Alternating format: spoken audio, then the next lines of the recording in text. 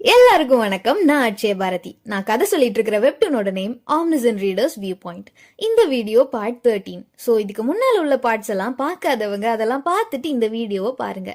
இந்த ஸ்டோரியோட writers Singh and song, ஒரு married couple. இந்த அழகான ஆர்ட் ஒர்க்ஸ் எல்லாம் ஸ்லீபிசியோடது. சேனலை இன்னும் சப்ஸ்கிரைப் பண்ணாதவங்க சப்ஸ்கிரைப் பண்ணிடுங்க. வீடியோ பிடிச்சிருந்ததுன்னா லைக் கமெண்ட் எல்லாம் போட்டு விடுங்க. கிரீன் ஜோன்ஸ் எதுவும் இல்லாதனால மீதி இருந்த மான்ஸ்டர்ஸ் எல்லாம் ஸ்பான் ஆயிடுச்சு. டோக்ஜா யாரையும் மேல விடாம ஸ்டார்ஸ் எல்லாம் உடைச்சிட்டாரு. அதை பார்த்துட்டு ஜீஹியே சண்டைக்கு போறா. எல்லாருக்கும் ஹெல்ப் பண்ண போறோம்னு தானே சொன்னேன், இப்படியே போனா எல்லாரும் அப்படின்னு ஜீஹியே பேசி முடிக்கிறதுக்கு முன்னால எனக்கும் தெரியும் அப்படின்னு டோக்ஜா சொல்லிட்டு புக் மார்க் ஸ்கில்ல யூஸ் பண்றாரு. அதுல புக் மார்க் 3ல இருக்கிற இன்ஹோவோட ஸ்கில்ஸை யூஸ் பண்றாரு. இன்சைட் எல்லாரையும் தூண்டி விடுற ஸ்கில்ல யூஸ் பண்ணிட்டே பேச தொடங்குறாரு. எல்லாருக்கிட்டையும் பில்டு நினைச்சா எல்லாரையும் காப்பாத்த முடியும், அப்புறம் கிரீன் ஜோன்ஸ் இல்லைன்னா சண்டை போட்டு தோக்கடிக்க முடியற அளவுக்கு தான் மான்ஸ்டர்ஸ் வரும் அப்படின்னு டோக்ஜா எக்ஸ்பிளைன் பண்ண, உண்மையாவே இந்த சினாரியோட ட்ராப் இந்த கிரீன் ஜோன்ஸ் தான். கிரீன் ஜோன்ஸுக்காக இவங்க எல்லாரும் அவங்களுக்குள்ளேயே சண்டை போட்டுக்காம எல்லாரும் சேர்ந்து மான்ஸ்டர்ஸ் கிட்ட சண்டை போட்டிருந்தா இவ்வளோ உயிர்கள் போயிருக்காது. எல்லாரும் பில்டு கிட்ட ஹெல்ப் பண்ண சொல்ல, பில்டுவும் மிலிட்டரைஸ் ஜோன் செட் ஆக கொஞ்சம் டைம் ஆகும், அது வர மான்ஸ்டர்ஸை ஸ்டாப் பண்ணுங்கன்னு சொல்லிட்டு மிலிட்டரைஸ் ஜோனை செட் பண்றாரு. நல்ல அடிப்பட்ட ஒருத்தனை சங்கா அவங்க மேஜிக் ரோப்பை வச்சு காப்பாத்துறாங்க. அவன் என்னடானா 2000 காயின்ஸுக்காக டோக்ஜாவை கொல்ல பாக்குறான். டோக்ஜா அச்சச்சோ டைம் முடிஞ்சு போச்சே அப்படின்னு சொல்றாரு. ஏன்னா பவுண்டி ஹண்டர் செனாரியோ 10 மினிட்ஸுக்கு தான் டைம் லிமிட், அது இப்போ முடிஞ்சு போச்சு. பில்டுவோட மிலிட்டரைஸ் ஜோனும் செட் ஆகி எல்லா மான்ஸ்டர்ஸையும் அட்டாக் பண்ண ஸ்டார்ட் பண்ண, ஹியான் சாங்கும் எல்லா ஸ்டார்ஸையும் உடச்சி முடிச்சுட்டு அங்கே வந்து பில்டுவோட ஸ்கில்லை பார்த்து வாயை பொழக்கிறாரு. இப்படியே விட்டா ஒன்றும் இல்லையா, தனியாக சண்டை போட்டுருவானா அது இதுன்னு எல்லாரும் கேட்க, டோக்ஜா ஒன்றும் இல்லை அப்படின்னு சொல்கிறாரு. நம்மலாம் என்ன பண்ண போகிறோம் அப்படின்னு கேட்டதுக்கு, ரெஸ்ட் எடுக்க போகிறோம் அப்படின்னு சொல்லிட்டு எல்லாரும் படியிலேருந்து ரெஸ்ட் எடுக்கிறாங்க. பில்டு சண்டை போட்டு போட்டு டயர்ட் ஆகுறான். இந்த சத்தத்துலயும் ஹுயிவான் நல்லா தூங்குறாங்க. பில்டுவோட ஸ்கில்லும் யூஸ் பண்ண லெவல் ஏறிட்டே இருக்குது. ஏன்னா அவனோட கான்ஸ்லேஷன் அவனுக்கு நல்லா ஹெல்ப் பண்றாங்க. ஜீஹியே அவ்வளோ நேரம் ஹெல்ப் பண்ணணும்னு சொல்லிட்டு இப்ப கலாய்ச்சிட்டு இருக்கிறா பில்டுவை. அப்புறம் யூஜுங்யோங் எங்க அப்படின்னு டோக்ஜா கேட்க, எனக்கு எப்படி தெரியும், அவர் எப்பவுமே பிஸி தான் அப்படின்னு ஜீஹியே சொல்ல, எத்தனை மணிக்கு அவன் அந்த டஞ்சனுக்குள்ள போனான் அப்படின்னு கேட்க, ஓ காலையில் 9 மணிக்கு அப்படின்னு வாயை விட்டுடுறா ஜீஹியே. அதுக்கப்புறம் தான் உனக்கு எப்படி தெரியும் அப்படின்னு கேட்குறா. இப்போ ராத்திரி 8 மணி ஆச்சு. ஜுங்யோங் அப்படி பார்த்தா 11 மணி நேரமா டஞ்சனுக்குள்ளேயே தான் இருக்கிறாரு. டோக்ஜா பீஹியோங் கிட்ட டொக்கேபி ஷாப்பை ஓப்பன் பண்ண சொல்ல, அது எனக்கு நிறைய சப்ஸ்கிரைபர் வந்துட்டு இருக்கிறாங்க, முடியாது போ அப்படின்னு சொல்ல, சேனல் எக்ஸ்பேன்ஷனுக்கு டைம் வேணும்னு சொல்லிட்டு டொக்கேபி ஷாப்பை ஓப்பன் பண்ணு அப்படின்னு டோக்ஜா மிரட்ட அதுவும் ஓப்பன் பண்ணுது.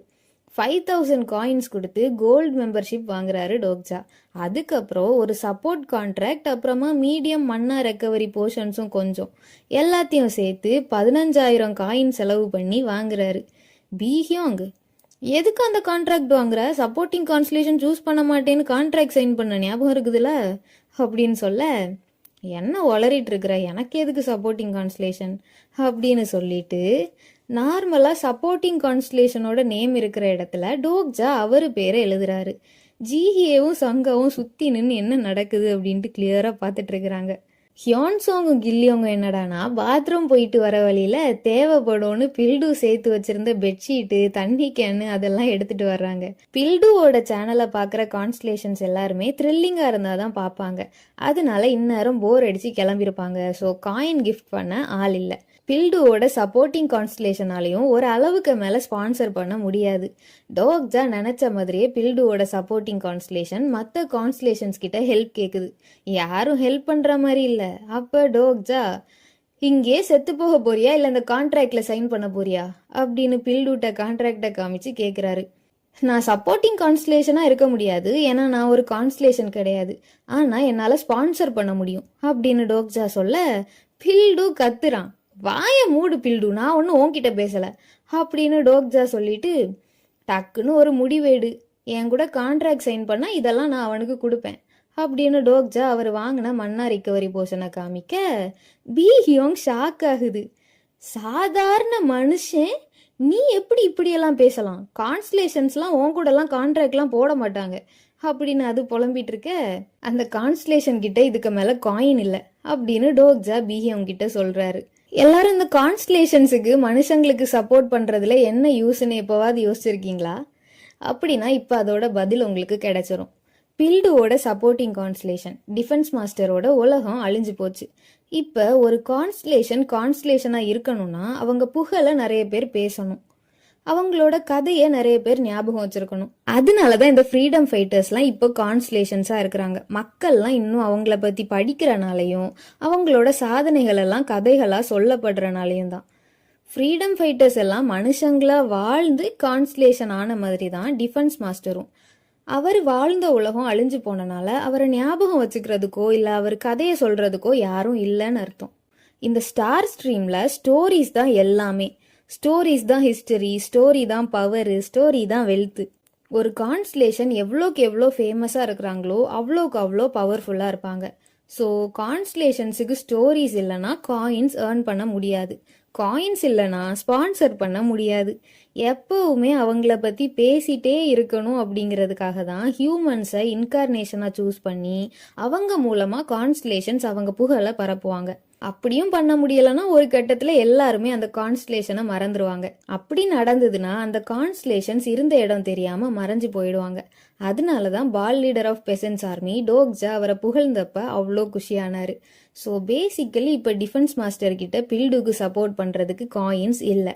என்ன நடந்தாலும் ஒரு மனுஷங்கிட்டலாம் கான்ஸ்டலேஷன் கான்ட்ராக்ட் போட மாட்டாங்க அப்படின்னு பீஹியோங் புலம்பிட்டே இருக்கும்போது கான்ட்ராக்டை ரீட் பண்ண டைம் வேணும் அப்படின்னு சொல்லி கான்ட்ராக்டை ரீடும் பண்ணி சில பாயிண்ட்ஸ் எக்ஸ்ட்ராவை ஆட் பண்ணியிருக்கிறாரு டிஃபென்ஸ் மாஸ்டர். பில்டுவோட ப்ராப்பர்ட்டி ரைட்ஸ் அப்புறமா உயிர் வாழ்கிற ரைட்ஸை மதிக்கணும், பில்டுவை நல்ல வழியில் கொண்டு போகணும், டோக்ஜா சொல்கிறத பில்டு கேட்கணும், ஆனால் ஒரு நாளைக்கு 10 ஆர்டர்ஸ் தான் கொடுக்கணும் அப்படின்னு லிமிட்டும் ஆட் பண்ணியிருக்கிறாரு. டோக்ஜா ஓகே சொல்ல கான்ட்ராக்டை டிஃபென்ஸ் மாஸ்டர் சைன் பண்ணுறாரு.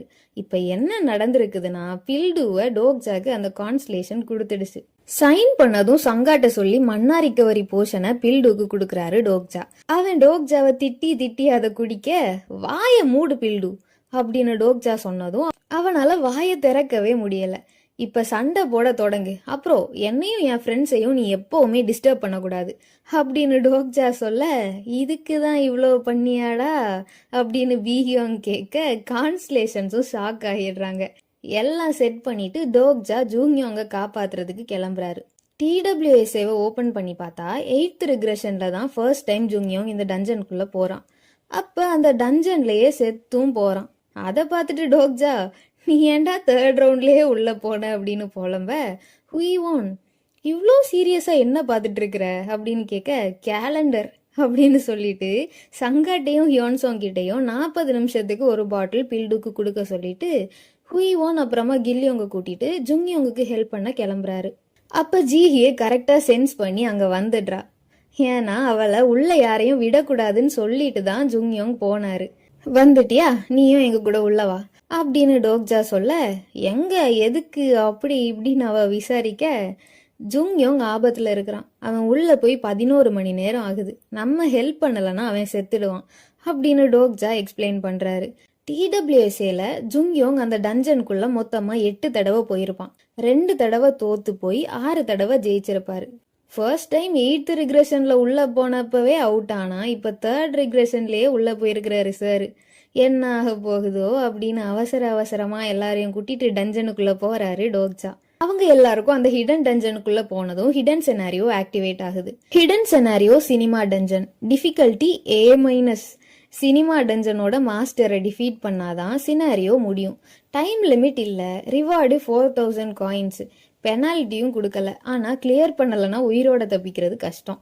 ஜீஹியே இருந்துட்டு நிஜமாவே மாஸ்டர் ஆபத்துல தான் இருக்கிறாரா, உனக்கு எப்படி இதெல்லாம் தெரியும், அப்படின்னாலும் நீ ஏன் அவரை காப்பாத்த ட்ரை பண்ற அப்படின்னு கேட்க அவ மட்டும் இல்ல கான்ஸ்டலேஷன்ஸும் எல்லாரும் கன்ஃபியூஷன்ல தான் இருக்கிறாங்க. ஏன்னா ஜுங்யோங் எப்படா டோக்ஜாவை கொல்லலான்னு தான் பார்த்துட்டு இருக்கிறான். அப்படிப்பட்டவன் செத்து போனா டோக்ஜாக்கு நல்லது தானே, கம்பேனியன்ஸ்னா அப்படிதான் ஹெல்ப் பண்ணுவாங்க அப்படின்னு டோக்ஜா சொல்ல ஜீஹியே நம்பல. அதனால அவன் நல்லா யூஸ்ஃபுல் அதனாலதான் அப்படின்னு டோக்ஜா சொல்றாரு.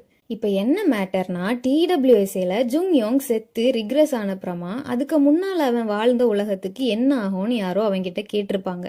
அதுக்கு அவன் எந்த உலகத்துல முடிஞ்ச அளவுக்கு நிறைய பேரை காப்பாற்ற முடியுமோ அந்த உலகத்தை தான் நான் சூஸ் பண்ணுவேன் அப்படின்னு சொல்லியிருப்பான். அதை ஃபர்ஸ்ட் டைம் கேட்கும்போது நல்லா தான் இருக்கும், முடிஞ்ச அளவுக்கு நிறைய பேரை காப்பாற்றலாம் அப்படின்ட்டு.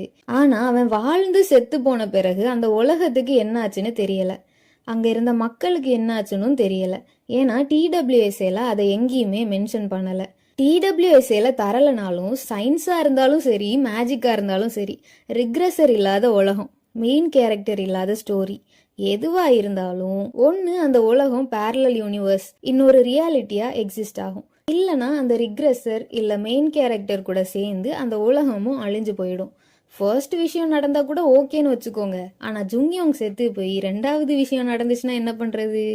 அதனால தான் டோக்ஜா என்ன நடந்தாலும் ஜுங்யோங்க சாக விடக்கூடாது அப்படின்னு முடிவு எடுத்திருக்கிறாரு. ஹுய்வான் வேற டோக்ஜாவோட சப்போர்ட்டிங் கான்ஸ்டலேஷன் ஒரு ஒத்தக்கண் ஜோசியக்காரர்னும், அதனால தான் டோக்ஜாக்கு எல்லாம் தெரியுதுன்னு நம்பிட்டு இருக்கிறாங்க ஹியோன்சாங்குக்கு ஹெல்ப் பண்ண நேரத்துல இருந்தே. டஞ்சன்னு சொன்னதும் எல்லாரும் உள்ள ஃபுல்லா மான்ஸ்டர்ஸா இருக்கும், அது இதுன்னு இமேஜின் பண்ணியிருப்பாங்க. ஆனா இந்த டஞ்சன் ஒரு 9 மாடி மூவி தியேட்டர், எல்லா ஃப்ளோரையும் இவங்க கிளியர் பண்ணணும். ஜுங்யோங் வேற எத்தனாவது ஃப்ளோர்ல இருக்கிறான்னு தெரியாது. போற வழியெல்லாம் ஹுய்வோனும் ஜீஹியேவும் ஸ்வாட்ஸை பத்தி ஜாலியா பேசிட்டு வராங்க. ஜீஹியே ஹுய்வோன் கிட்ட மட்டும் நல்ல மரியாதையா சிரிச்சுட்டே பேசுறா, நீ ஏன் என்கிட்ட மட்டும் இப்படியெல்லாம் பேச மாட்டேங்கிற அப்படின்னு டோக்ஜா கேட்க, எனக்கு இந்த மாதிரி கூலா இருக்கிற அக்காவெல்லாம் நல்லா பிடிக்கும் அப்படின்னு சொல்றா. போயிட்டே இருக்கும்போது கில்லியோங் முடிக்குள்ள இருக்கிற பூச்சி ஏதோ சிக்னல் கொடுக்குது. உடனே எல்லாரும் ஒளிஞ்சுக்கிறாங்க. ஏதோ சத்தம் வேற கேக்குது. எல்லாரும் சண்டை போடுறதுக்கு ரெடியாக, என்னன்னு பார்த்தா ஏதோ 4 பேர் நான் 1000 காயின்ஸ் கொடுத்து ப்ராஃபிட்ஸ் கிட்ட இந்த இன்ஃபர்மேஷன் வாங்கினேன் அது இதுன்னு பேசிட்டு நிற்கிறாங்க. இந்நேரம் டோக்ஜாவையும் ஜுங்யோங்கையும் தவிர வேற யாருக்குமே இந்த இடத்த பத்தி தெரிஞ்சிருக்க கூடாது. அதனால டோக்ஜா ஷாக் ஆகி பார்க்க, ஒரு போஸ்டர் முன்னால போய் நின்னதும் அந்த 4 பேரும் மறைஞ்சு போயிடுறாங்க. என்ன ஆச்சுன்னு இவங்களும் கிட்ட போய் பார்க்குறாங்க. கிளியாத போஸ்டர் ஏதாவது இருந்தா அந்த மூவிக்குள்ள போய் அந்த மூவியை இவங்க முடிச்சு வைக்கணும், அப்பதான் நெக்ஸ்ட் ஃப்ளோருக்கு போக முடியும். ஜுங்யோங் என்னன்னா எல்லா மூவிஸையும் முடிச்சுட்டு கஷ்டமானதை மட்டும் வச்சுட்டு போயிருக்கிறான். அந்த போஸ்டர் முன்னால போய் நின்னதும் இவங்க மேல ஒரு லைட் அடிக்குது. அது பட்டதும் இந்த சின்ன பசங்க 2 பேருக்கும் மட்டும் ஏதோ பண்ணுது போல. அத்தோட இவங்க எல்லாரும் அந்த மூவிக்குள்ள போறாங்க. நம்ம இப்ப எங்க இருக்கிறோம் அப்படின்னு ஜீஹியே கத்த, மூவிக்குள்ள இருக்கிறோம் அப்படின்னு டோக்ஜா சொல்றாரு. இந்த சினிமா டஞ்சனுக்கு மோஸ்டா எல்லாரும் இந்த மூவிஸை எக்ஸ்பீரியன்ஸ் பண்ணி பார்க்க தான் வருவாங்க. ஆனா சினிமா மாஸ்டருக்கு பிடிச்ச மாதிரி இந்த மூவிஸ் எல்லாம் முடிச்சு வச்சா யூஸ்ஃபுல்லா நிறைய ரிவார்ட்ஸும் கிடைக்கும்.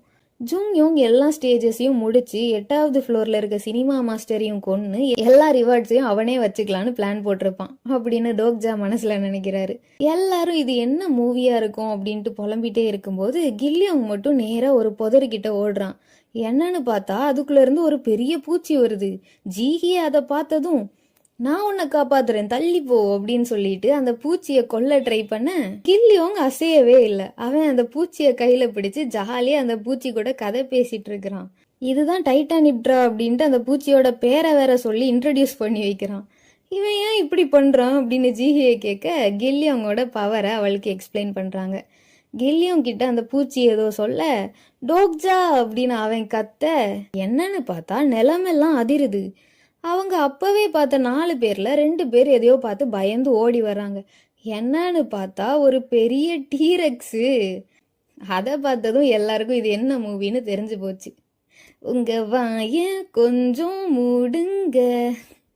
சேனலுக்கு இன்னும் சப்ஸ்கிரைப் பண்ணாதவங்க சப்ஸ்கிரைப் பண்ணி, வீடியோக்கு இன்னும் லைக் கமெண்ட்லாம் போடாதவங்க லைக் கமெண்ட்லாம் போட்டு விடுங்க. நெக்ஸ்ட் பார்ட்டியில் சந்திக்கும் வரை பாய்.